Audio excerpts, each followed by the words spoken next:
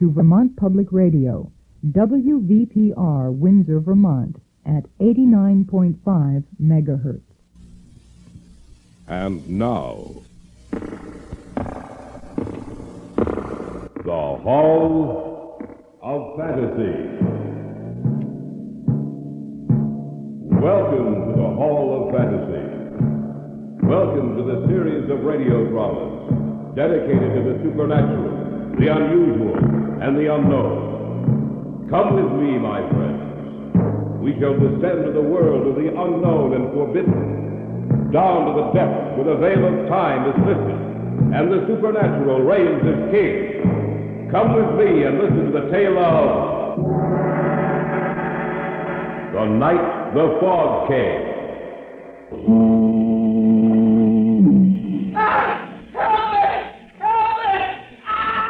It came from our right. We'd better take a look. Come on.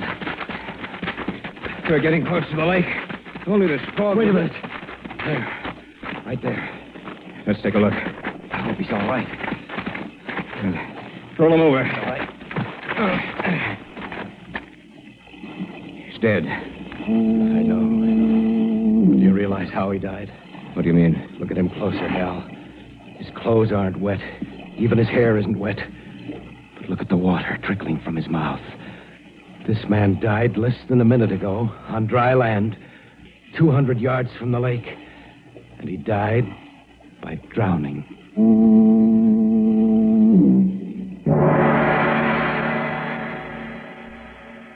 In just a moment, the Hall of Fantasy will present The Night the Fog Came. And now for our story. An original tale of fantasy by Richard Thorne entitled The Night the Fog Came. If the theory of evolution is correct, then there is a connection between the minute organisms which are found to be living in water and life as we know it today. But what connection with us did those things have which came from out of the fog? What connection with human life did those horrible creatures who came from the depths have? And what is their purpose? Why did they suddenly appear and destroy, then vanish as suddenly as they had come? I shall tell you as much as I know about it. Listen to the tale of The Night the Fog Came. The first inkling of their existence came to us as we were going through some routine research. I dropped over to the lab to see Hal. Harold Enroth was perhaps one of the foremost men in his field. Our friendship stretched back for many years. I'd been away for a while, and so I dropped in at the lab to see him one morning. Jeff, you old dog, you're a sight for sore eyes. How are things going, Hal? Fine, couldn't be better. How'd you like your vacation? I can't wait till next year. I hated to come back. You know, Jeff, I'm glad you dropped in. I have a little problem. Oh? What is it, money? No, not that. Here, I'll show you. Pull those blinds, will you? Sure. Yeah, that's fine. There you are. I have a specimen here on the slide. I want you to take a look at it. Go ahead. Turn the projector on. All right. There. How do you think of that? I don't know.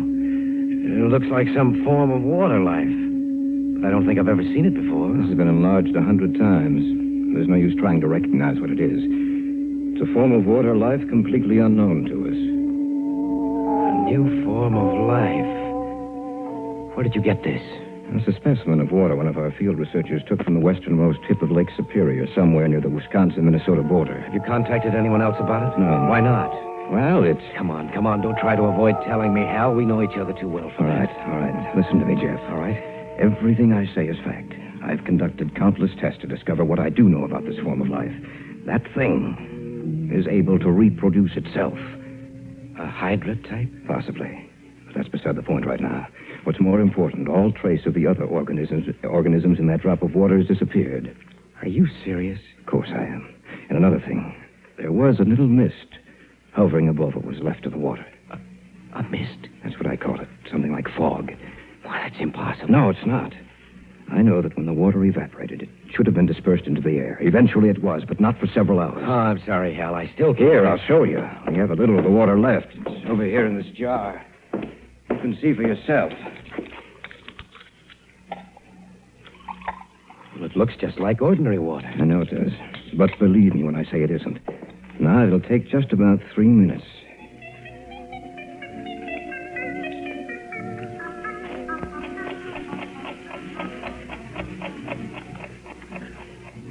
Do you see what's happening?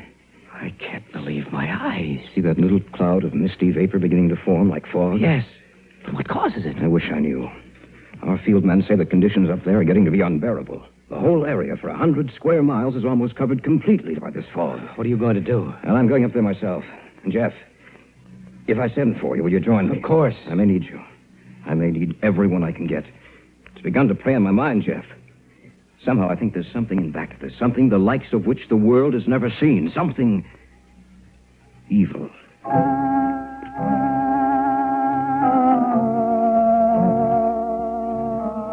Hal went up there the afternoon of the morning I had seen him. At first, he wrote that the reports had been exaggerated. Then he discovered that all traces of the new form of life had disappeared. He decided to return. I was quite glad to get that letter from Hal. Before he had gone up there, he had been quite worried. The only thing I couldn't understand was what had become of the new water life form. The day before he was to return to the city... Hello? Jeff, this is Hal. Where are you? I thought you... I had them put me through direct to you, Jeff. I need your assistance. What's the matter? I've already called Arnold Simpson and Jack Rackel. They've agreed to come. I need you too, Jeff, just as soon as you can possibly make it. Don't worry, Hal. I'll be there. Remember, as soon as you can possibly make it.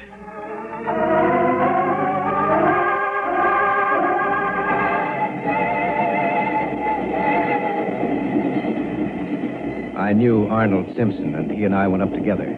The train left Chicago and headed north, and then slightly west over Illinois and Wisconsin. Simpson and I talked it over on our way up there. Hal talked to you before he left, didn't he, Arnold? Yes, he did. I never had enough time to get up to his lab so he could show me what it was, but his words were description enough. Frankly, I'm worried. In what way? Jeff, why should a new form of water life suddenly appear? Why should it destroy everything with which it comes into contact? And why should the mist or the fog appear to be so dense and heavy? I don't know. That's just the trouble. We don't know. Where has this form of life been, or did it just develop? What's its reason for being here? Perhaps we'll find the answers to those questions when we get there, Arnold. Perhaps.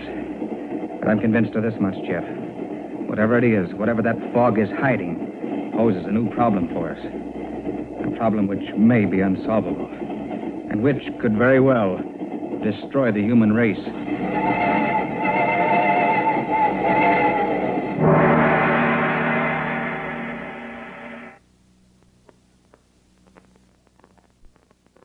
Back now to our story.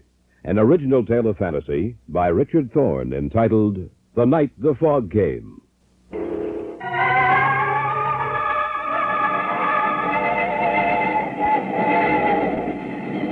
Simpson seemed disinclined to talk, so we spent the remainder of the trip in silence, both of us lost in our thoughts. We arrived at the town and then hired a car to take us to the little village, where we would find Hal Enron. The closer we came to our final destination, the darker the sky became, and the air was heavy with a mist which was both damp and clammy. It was an old rickety car, and the roads were little better than the ground on either side of it. The car stopped a few hundred feet from our destination. You gotta walk the rest of the way. You said you'd drive us all the Look, way. mister, I come farther than I was going to in the first place. I ain't in no mood to go into the woods up there. If you're gonna go, then you walk in. Jeff, can't you do something? I don't think so. Here's your pay. Thanks. Let's go, Arnold. It could be worse, Arnold. I suppose so. He seemed genuinely afraid. Aren't you? A little. Hey, we must be pretty close to the lake. I've never seen the fog this thick. It's unnatural.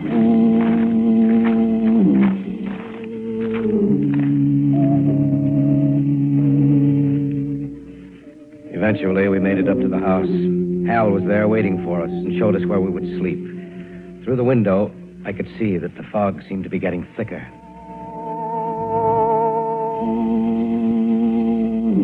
That's an eerie, lonely sound. You get used to it after you've been here for a while. Hal, you wrote me that this fog, the new form of life, had disappeared. It had. But 2 days ago, it suddenly reappeared. And with it, the fog returned. Then there must be a connection between the two. Yes, but what? I haven't any idea.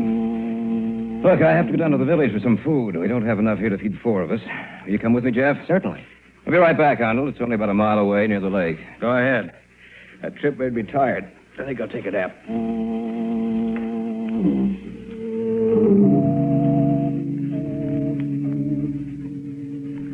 The house in which we were staying was on a high level of ground which tapered off on the side facing the lake. It was only 3 p.m, but it looked almost as dark as late evening. And there was something about that cloudy mist. It was cold and clammy and smelled strongly of the lake. I don't see how you were able to stand it up here by yourself. Well, I had a lot of things to interest me. I was all ready to meet you at the station, but then when I got your call, I didn't know what to think. I wish I could understand this, Jeff. The fog disappeared when the water life disappeared. When signs of this strange new form of life showed again, the fog came back. Why? Maybe we can find the answer to that. I hope so. Actually, the sound of that foghorn does get on your nerves. Yes, I can imagine it would. You know, if this were a clear day, you could see the village from here. Oh? Actually, it's just a tiny resort town for fishermen and hunters. And it's located right on the westernmost tip of the lake. Imagine it must... Help it! Help it! It came from our right. We'd better take a look. Come on. We're getting close to the lake. If only this fog would... Wait a minute. There, right there. Let's take a look. I hope he's all right. All right. Roll him over. Okay. He's dead. I know. But do you realize how he died? What do you mean? Look at him closer, Hal. His clothes aren't wet. Even his hair isn't wet.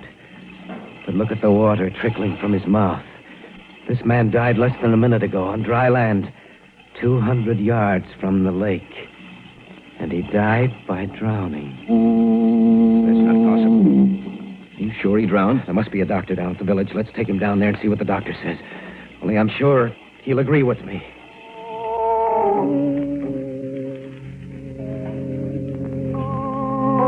Together, we carried the man down to the village. Luckily for us, he was of slight build, not too heavy. It took us almost half an hour to get him down there. When we finally did arrive, it took another few minutes to locate the doctor. What do you think, Doctor? Get them out of here. All right. Will you please wait outside? The doctor can't work with you in here. He's just like all the others, ain't he, Doc? Please wait outside. Thank you. What did he mean by he's just like all the others, Doctor? Just what he said. Ever since this fog has settled down again, 5 people have died. All in the same way? Yes. You mean by drowning? That's right. I can't understand how this man we found could die by drowning when he wasn't in the water. You know, we reached him about a minute after he screamed. How could he drown? Professor Enroth, I've been asking myself that same question about all the others.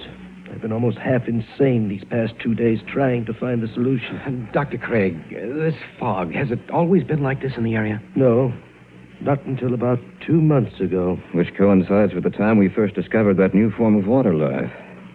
What did you say? Nothing, Doctor. We're doing a little research work up here, that's all. If this keeps up, I'm afraid of what might happen. I've never seen anything like it before. The fog, those deaths, how can they be explained? We don't know, Doctor. We just don't know.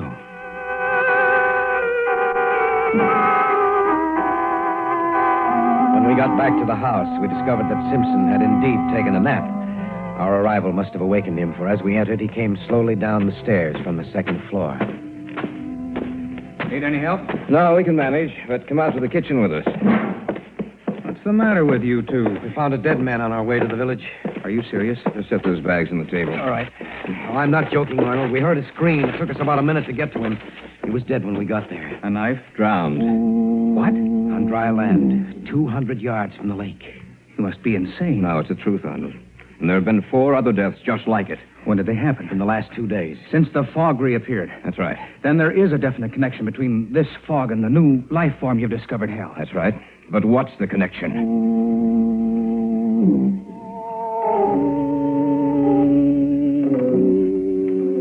We'd gotten back to the house about 6 o'clock. It was about 7 that it happened.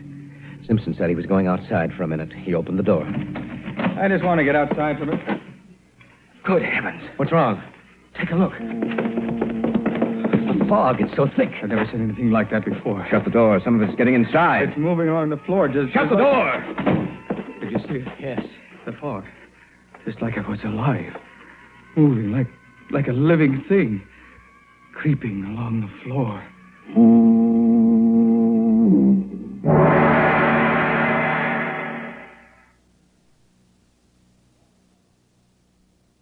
Back now to our story. An original tale of fantasy by Richard Thorne entitled The Night the Fog Came.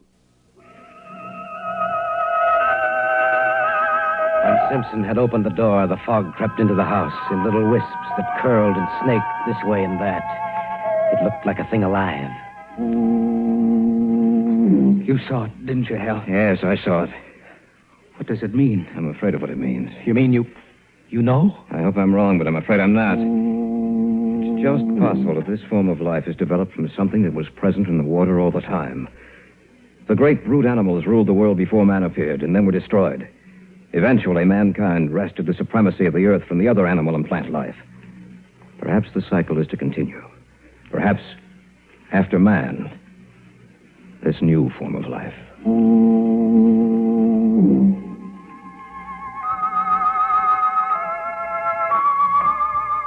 As the minutes passed by, we noticed that little slips of the fog began inching their way through every opening of the house. It was Simpson who pointed down at the bottom of the door and first brought it to our attention. We began to plug up all the openings in the house. At first, we did it slowly, but as time passed, we worked faster and more feverishly.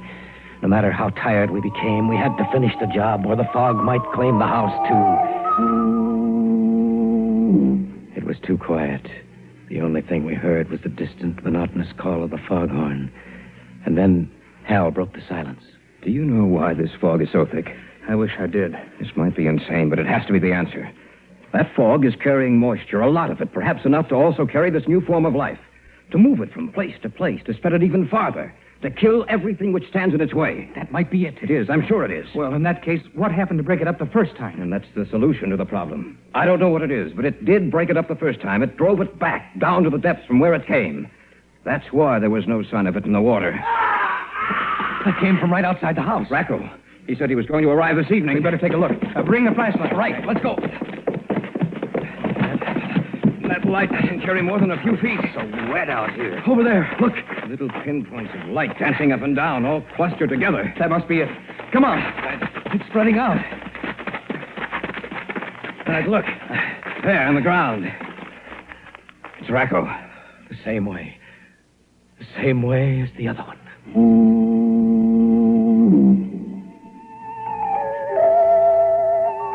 The little specks of dancing luminescence had withdrawn from Racco's body, but now we noticed that there seemed to be more of them.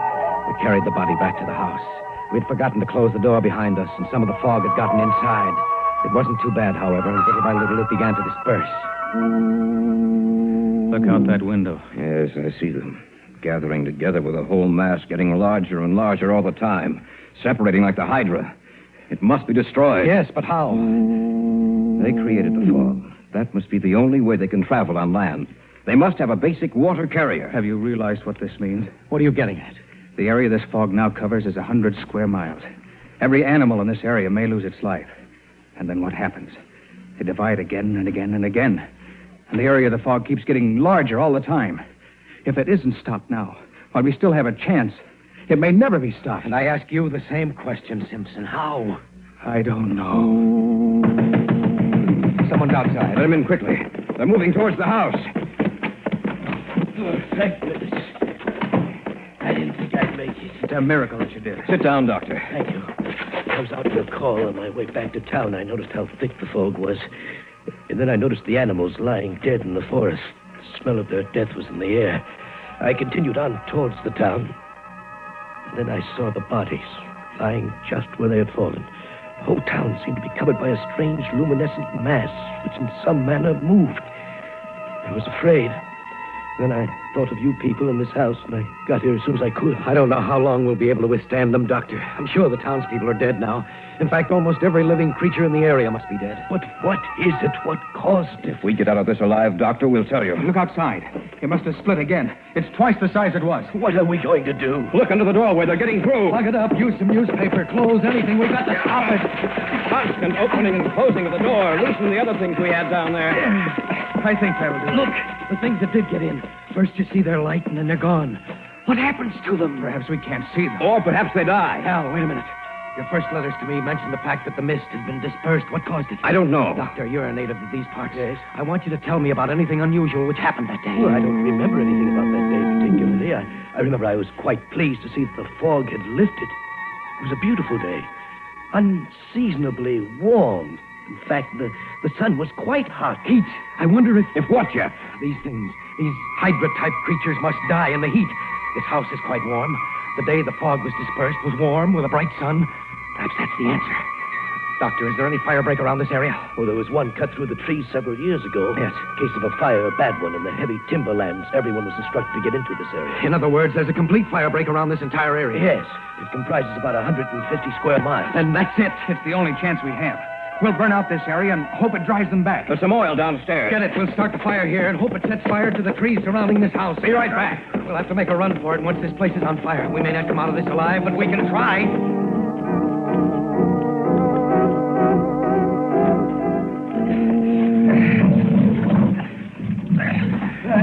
The last. Good. Now, everybody knows what... You'd better light it. Those things outside, they're going to get in. Each man will carry a torch. Yes. All right, light your torches. All right. And then set fire to this house. All right. Lighting mine. All right. And yours now. Right. One more. Right. Under the door. They're pouring in under the door. Set the house on fire. Let's get out of here! No matter what happens, keep holding those torches. They're afraid of fire. All right, make a run for it! Come on, Doctor! Forget him! Come on, run for your life!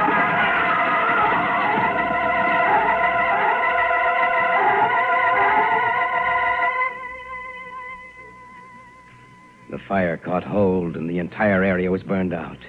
A week later, the smoke had cleared, and the fire was out. There was no sign of the fog, which had meant death to so many things. I had caught a glimpse of the doctor. He had dropped his torch, and it had gone out. He was immediately engulfed in those luminescent killers. I'm going back up there with Enroth and Simpson. Though there is now no trace of those things in the water, still we know they lurk somewhere, waiting for their moment. We must destroy them, once and for all, before that moment arrives.